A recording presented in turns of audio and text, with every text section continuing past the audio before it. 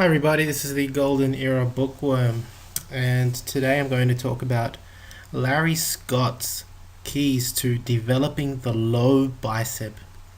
Now, Larry Scott was very famous for his very large, thick, full bicep, but most people don't know is that he changed the shape of his biceps throughout his career.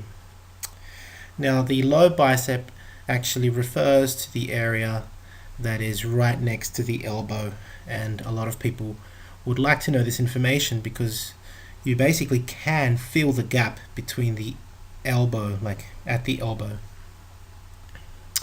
So this is Larry well in his young years, and exclusively he does mention in his book that he did really in the start of his career he actually wanted to give his bicep a full thick look, and he exclusively worked to achieve that look.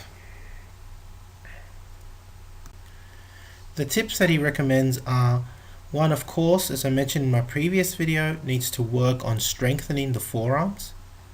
Two, Larry in his book Loaded Guns mentions that he worked almost exclusively on the Scott preacher curl bench, and you will see with the exercises that he recommends following these slides, you'll see what I mean. So we basically he owned the preacher curl bench, which is why it's sometimes called the Scott bench. And of course he recommends going all the way down, as I've mentioned, getting the barbell and on the eccentric phase going all the way down to the bottom, full extension.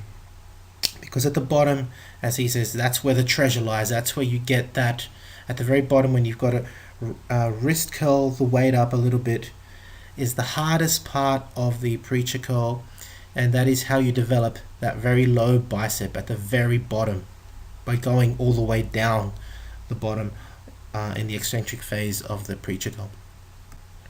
The technique, besides going all the way down, it is absolutely necessary to follow this technique. Elbows are in, whilst wrists are flared out, as you can see quite clearly in this old image of Larry performing barbell preacher curls.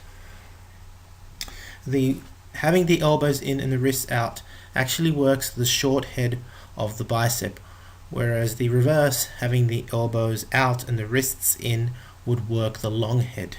But I'll cover the long head in another video. The exercises that he recommends, as I said, he almost exclusively worked on the preacher curl, and you can see here that he's doing kind of starting to cheat by starting to heave back a little bit. Dumbbell curls, heavy dumbbell curls done in a not so strict fashion, is the first exercise that he recommends. The second one is barbell curls. Again, look at the elbows, they're in, the wrists are out, and it's done in a very strict fashion. And finally, reverse curls. These are also not done in a strict fashion. Again, you keep the elbows in, you can see it again, the wrists are flared out, and he goes heavy. The results should be that you get a very thick, full bicep, especially at the bottom, and you should be sporting it proudly with a big fat smile on your face like Larry's doing there.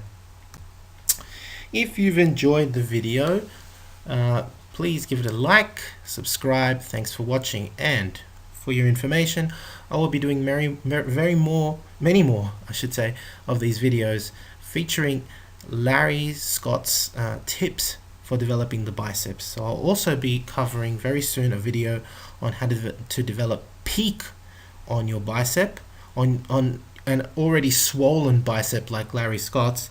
And on top of that, I will also go through the many programs that Larry Scott recommends for massive forearm strength and growth. And this is key to developing biceps, to developing shoulders, to developing triceps. It's really important, forearm strength. So thank you for watching. This is the Golden Era Bookworm. Bye for now.